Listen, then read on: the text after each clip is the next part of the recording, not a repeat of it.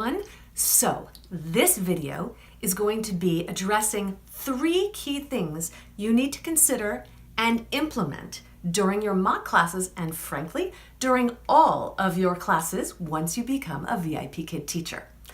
Number 1, TPR, total physical response. Total physical response.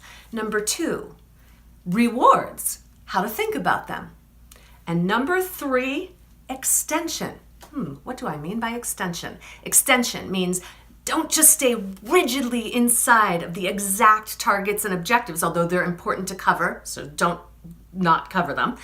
But make sure you extend just a tiny bit. Bring your personality, bring your creativity to the table when you're teaching and when you're doing your mock. Okay, so here we go. Let's start with TPR. I'm not going to give a lecture about TPR, total physical response. What I am going to tell you is it is really, really important. So when I say big R, it's really important to use your physical body to express yourself. When you want a child to speak, you want to make sure every time you want him or her to listen, you make sure you say listen. And when you want him or her to speak, you go like this.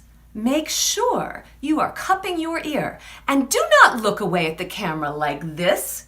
Nobody, no student and no mock class mentor wants to see the side of your head when you're cupping your ear. Eye contact matters so much when we are teaching these children.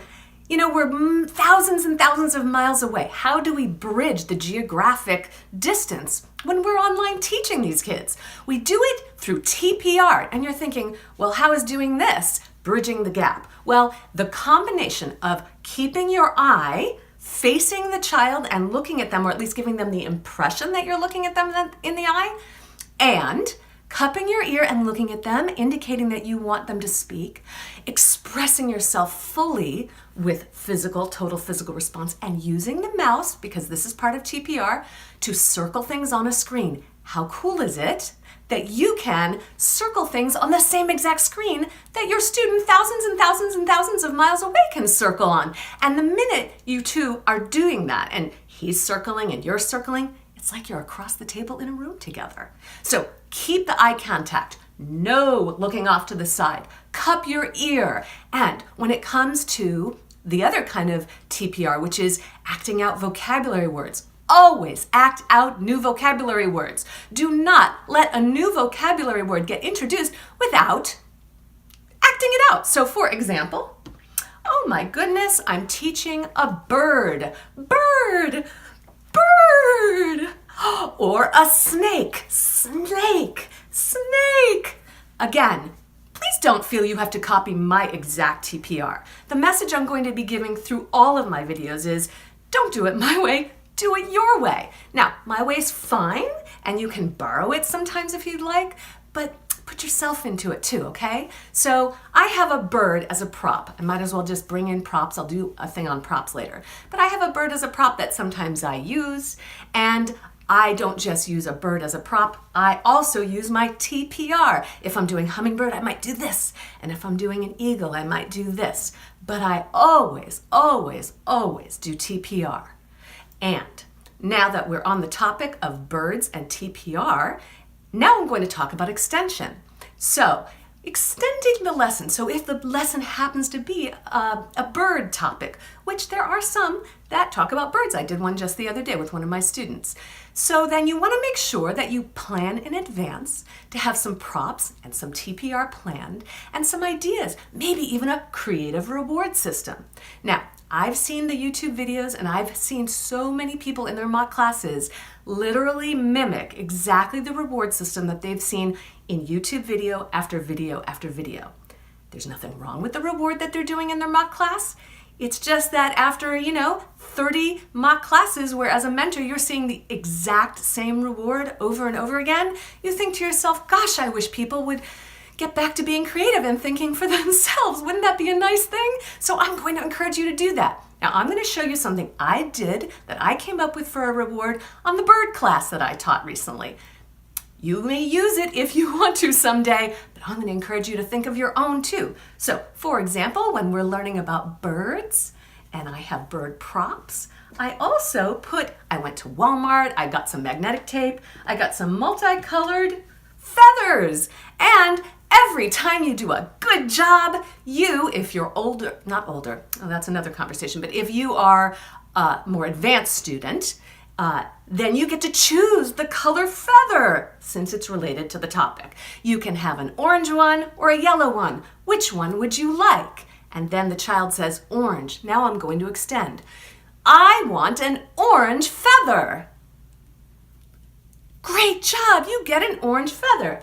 And I put it on, well, it should stay on the magnetic board.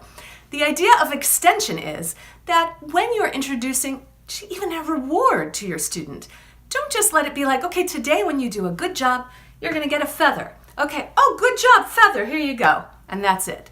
No. Involve your student in what you're doing. Today, when you do a good job, you will get a bird feather. Bird feather. Then, when you are giving them the choice of orange or red or yellow feathers, extend the lesson just a tiny bit. You don't have to spend too much time. I know your time is limited, but just say yellow feather or red feather. And then help them use complete sentences. I want a yellow feather.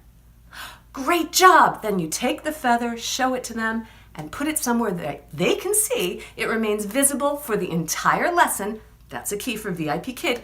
Don't just put rewards away. Keep them visible somewhere in your classroom so that the child can see the rewards growing and growing right before their eyes. Extension matters because it shows that you care and you're considering your student, that you're not just sticking rigidly to the lesson topic, but that you're thinking creatively about how you might engage your student in every aspect of learning. Whether it's from rewards and you have a brand new English learner who perhaps is learning the word feather, but you think it might be really hard for them to choose colors because they don't know colors, then instead of having them choose colors, they're new, you might say, feather, yellow feather. And when you give the reward, you teach them the color and the vocabulary word. And then, yellow star, yellow. And then you put it there for them to see the whole time. By the end, how would I extend that part of the lesson?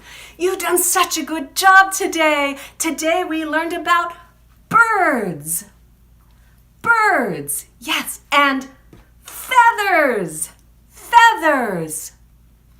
And let's count how many rewards you got. And I would take all the feathers, or I'd put them on the board, or I'd point to my board and I'd say, 1 yellow feather.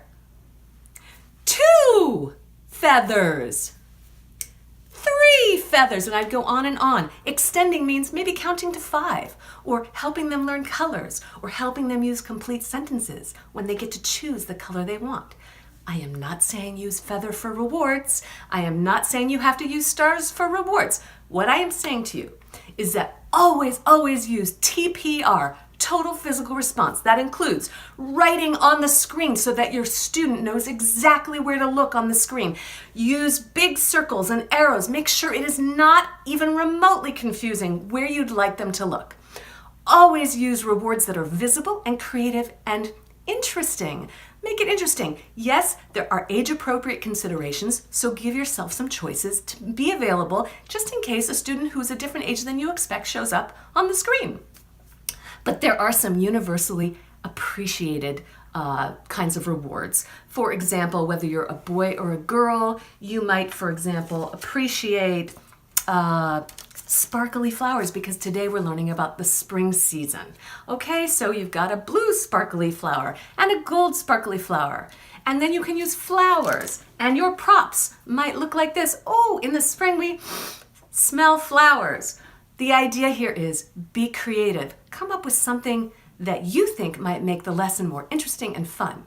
So TPR, physical response. Make sure you never miss a moment. When you want your student to speak, you indicate that visually to them, no matter what, all the time. I shouldn't have to tell you when to do that. If you want your student to speak, that's when to do it. Right on the screen. Bring your student closer to you emotionally and psychologically by doing that actively. Keep eye contact. Look your student in the eye. Don't turn your head like that, okay? Total physical response. Vocabulary, make sure you act out all the new vocabulary. So what if you feel a little silly? Kids appreciate and respect and enjoy grown-ups who make themselves feel a little silly to do something to help deepen their understanding of words and vocabulary and concepts. And then when it comes to rewards, please be creative. Please do something unique to yourself. Come up, it's okay to copy some other ideas, that's okay, but try to introduce a little bit of your own interest and curiosity and creativity into the scene, both for your mocks and as a teacher. And then extend. You don't have to extend a lot, but just a little. Show that you've put a little thought into this. Ask a question if the student is advanced enough to answer. Or just extend the reward the tiniest bit, either with colors or numbers, or just the word itself, or helping students use complete sentences when it comes to the reward. But whatever it is, please bring something that shows and reflects your genuine, authentically you thought process. So if you want to pass your mocks, and if you want to be a successful VIPKID teacher, bring the best energy you have, the best amount of creativity you have, and the genuine interest you have in teaching to the experience of your mock and to your classes. And you cannot go wrong. Thank you.